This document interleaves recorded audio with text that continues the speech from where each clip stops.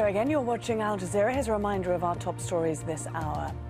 The US and the United Nations are accusing the Syrian government of delaying aid convoys into besieged neighborhoods.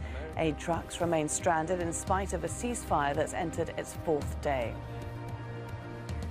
The family of a 13-year-old black boy shot dead by police in the US state of Ohio is calling for a fair and independent investigation into his death.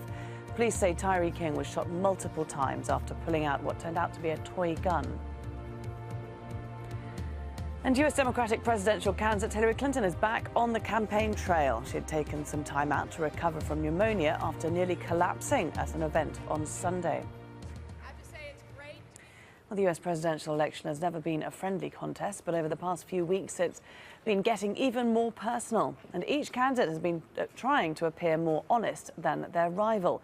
Alan Fisher reports from Washington on why transparency is so important to the US electorate. Who reveals what, when and how much is now the latest battleground in the US presidential election. Health, taxes, links abroad, all fair game. The Clinton stumble on Sunday opened up the health question. Critics argue the Democrats' reluctance to come clean straight away, she released medical records a few days later, shows she can't be trusted. The Trump campaign responded by releasing a letter from his doctor.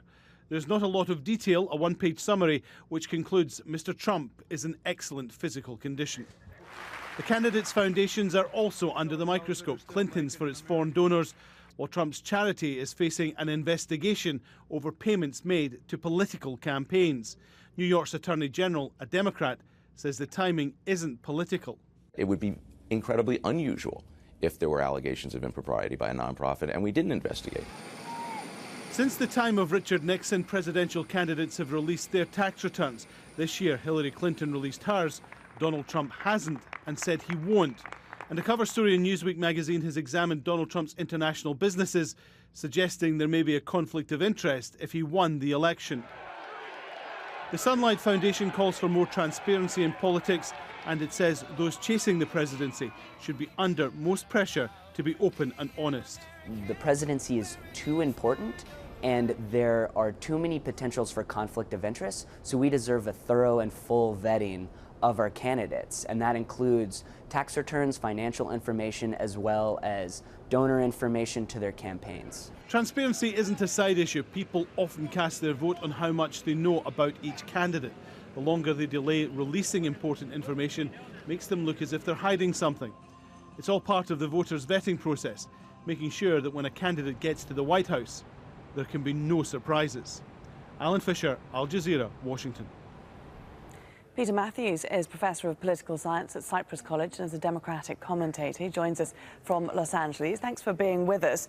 So Clinton's back on the campaign trail with the polls so close now. Can she undo damage that's been done in the past week or so? It's always possible, but what's really critical is the debate that's coming up. And there's something else that's going on here. There's an enthusiasm gap. 43% of Hillary's supporters say that they're very enthusiastic about their candidate and voting for her.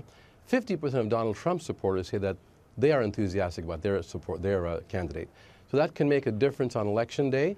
Also, the states that are critical, the swing states, such as Ohio, Nevada, and Florida, are states in which recently Donald Trump has taken the lead by 5 points all the way down to 2 points in Nevada. 5 points in Ohio, 3 points in Florida, and 2 points in Nevada. So state-by-state electoral votes are what counts, and Hillary's going to have to really work hard. Basically, she has to just stay healthy, get healthy and stay healthy, then keep campaigning, and just be transparent as possible. Don't go around allowing things to be covered up, as many felt that she did with that sickness, with the pneumonia disclosure 2 or 3 days later, 2 days later after she actually had it. So it can't, as you just mentioned in the report, transparency is extremely important, and that's really critical in these last few weeks. And of course, like I said, the debates coming up are critical and crucial.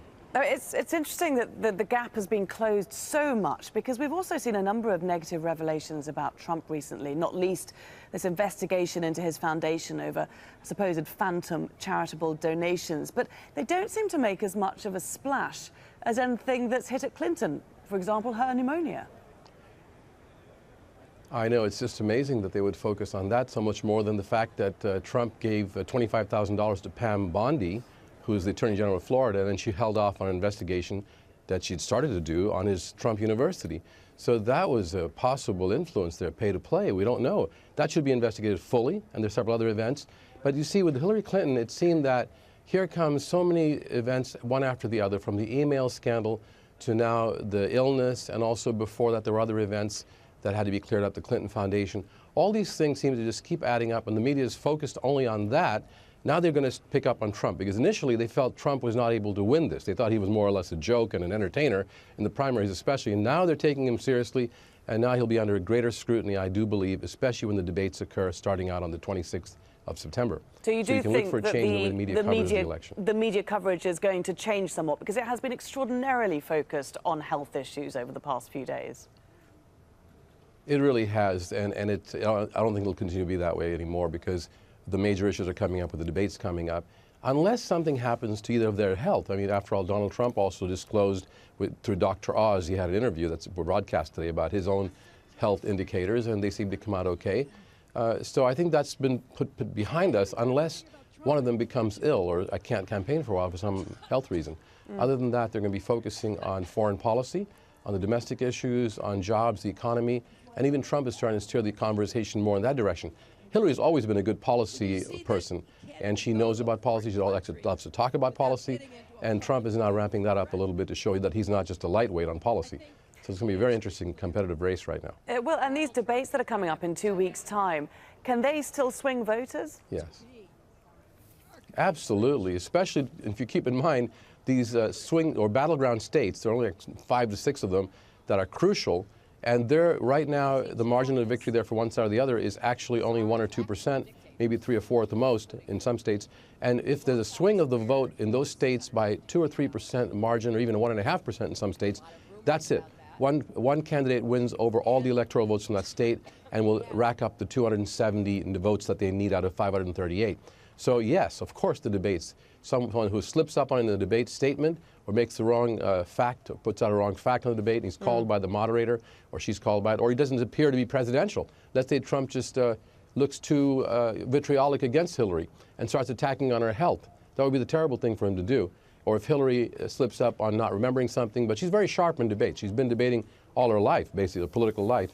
So I look for not her to stumble so much or look bad, but Trump has to measure up to her performance, in my view. Peter Mathews, great to speak to you. Thanks for joining us there from Los Angeles. My pleasure.